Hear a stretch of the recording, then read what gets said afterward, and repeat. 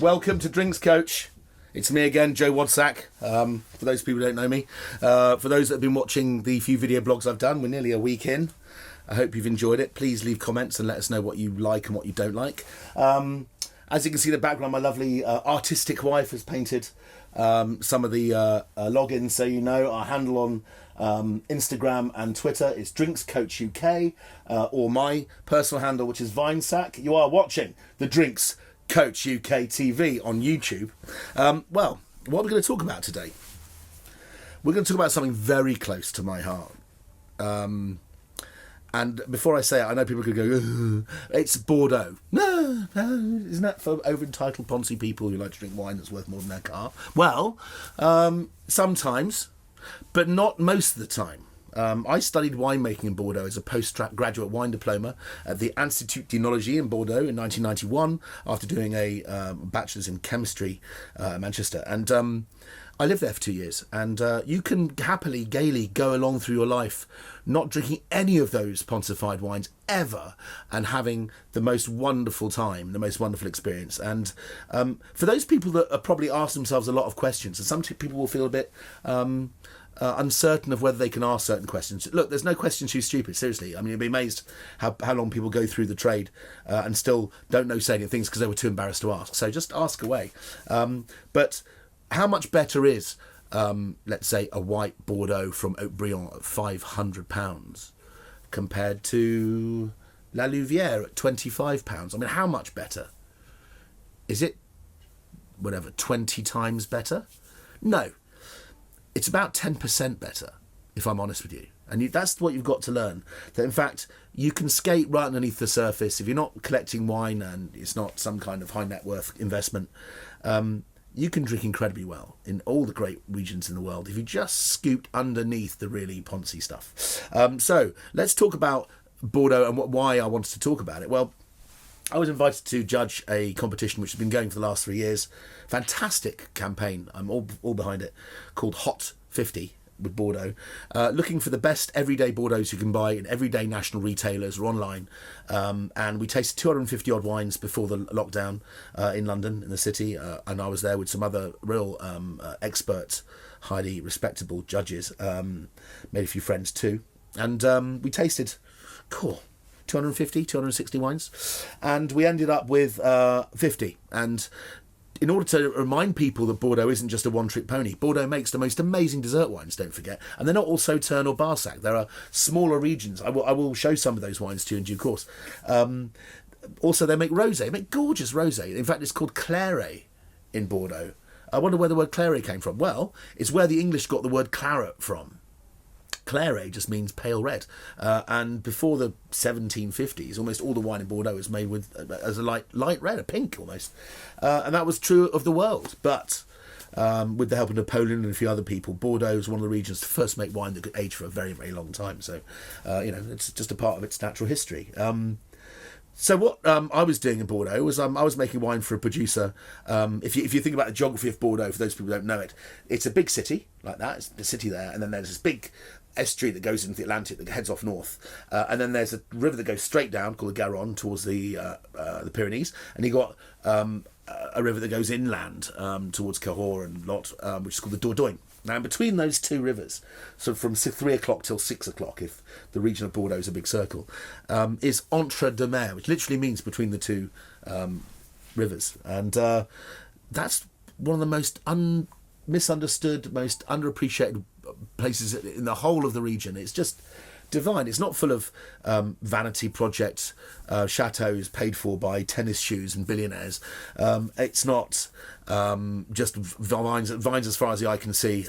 You can see that in any country. It just looks industrial.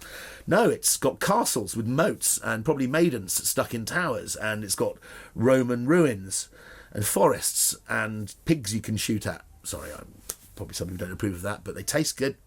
Anyway, I've sort of seen Bordeaux change a lot since I was there. 1991 it was. Yeah. I know I look young, yeah. 91, that's nearly 30 flipping years ago.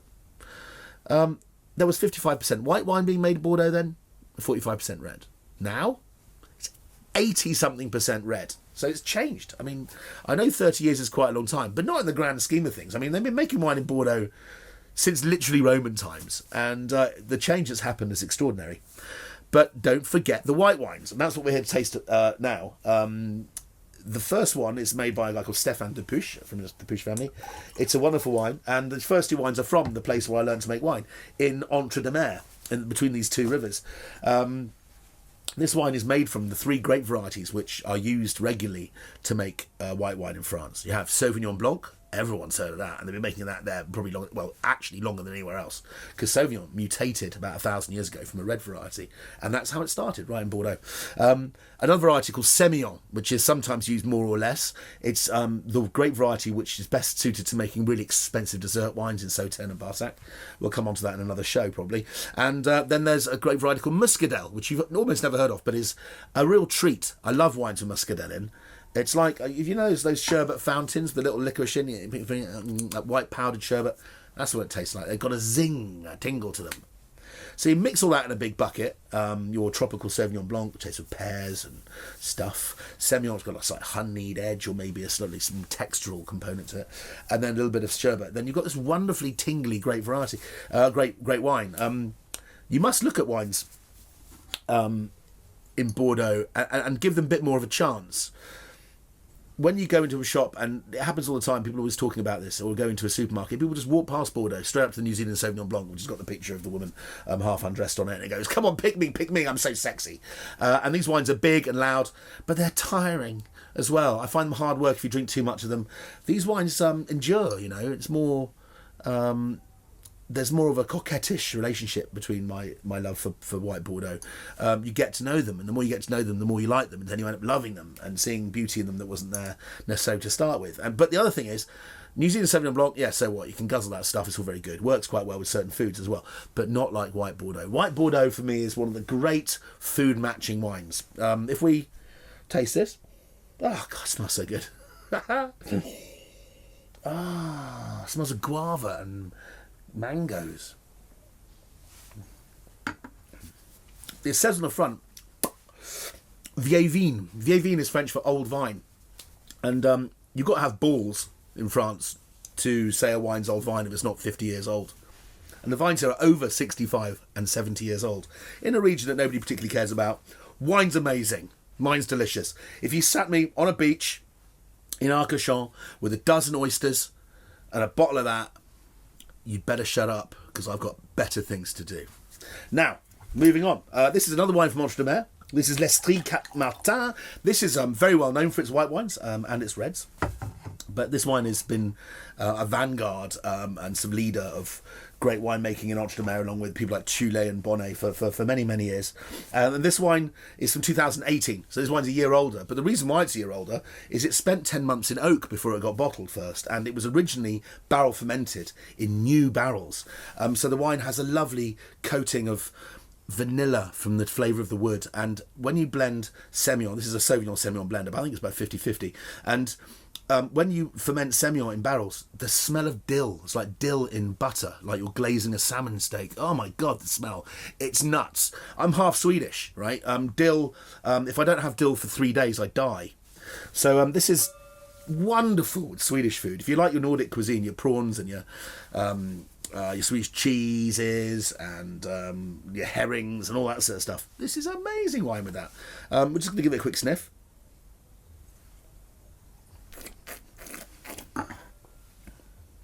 Oh, so ripe and delicious. It's got this gentle... It's like the opposite of lying down on a Tempur mattress. The wine hits your tongue and just goes... Ah. And it tastes like rain. It's gentle and soft. It's not hard. It's not sour. It has a textural component, which is really quite stunning. And this wine has been what they call battonaged, which is getting a baton, a stick, and stirring it. So it's been stirred. And the dead yeast from the winemaking process sort of like... get sort of stirred back up into the wine, produce this gentle, almost back of the hand caress to the texture of the wine in your mouth. And people forget that wine isn't just what it smells and tastes like, it's how it feels. And that wine with a fluffy gratin dauphinoise or with a plate of smoked fish or something straight off a barbecue would have been absolutely delicious. Perfect roast chicken wine. dead cert. Okay, if you wanted to kick it up a bit, just smear the thing in rose harissa first. But that wine is really something. Lestrille Capmartin, 2018. A little bit more grown up because they've had to spend money on barrels, which is the most expensive part of winemaking, full stop. So I imagine it's about twice the price of that. So let's call this £9 or something. This is probably about 15 or 16 pounds. But if you look below, it'll have the details on the wine and where you can get them, because these are available right now in the UK. Now, we're coming on to one wine. Haven't got much time left. Clock says about 20 seconds, but we'll give it a minute. It deserves it. This wine is made by a family, a dynasty, if you like. And I used to work for the son of the person that owns this chateau, which is André Lurton. His son Jacques Lurton and his cousin Pierre Lurton was winemaker at Cheval Blanc. I mean, these people are absolutely stitched into the history of Bordeaux and modern Bordeaux winemaking. And he also used to be a lecturer at the university from time to time. But this wine is called Château La Louvière. And it comes from not Entre-Deux-Mers, but on the other side of the river. So you're going south of the city, but you're staying on the Atlantic seaside, and that region makes some of the best white wine in the world. We call that region generally the Grave, because the ground is made from gravel, and that gravel allows water to drain away, which makes the wines much more concentrated, both red and white. But there are two villages, one called Pessac and one called Léognan, and in between them there are wines which are truly mind-bendingly good as any Meursault, any white Burgundy in the world, any Chardonnay in the world, in some cases better, and in some cases as expensive or even more so. And that region between Pessac and Léognan is called Pessac-Léognan. Okay, so they've just carved out the good bit of Grave, and that's given its own appellation name. Now, this one was made in 2013. 2013 was shit for red wines. It was really, really bad. Probably the worst vintage in Bordeaux, even with all the technology and all the science that we know now, since, I don't know, 84, 72. I mean, it was one of the three probably worst vintages since the war, Second World War, that is.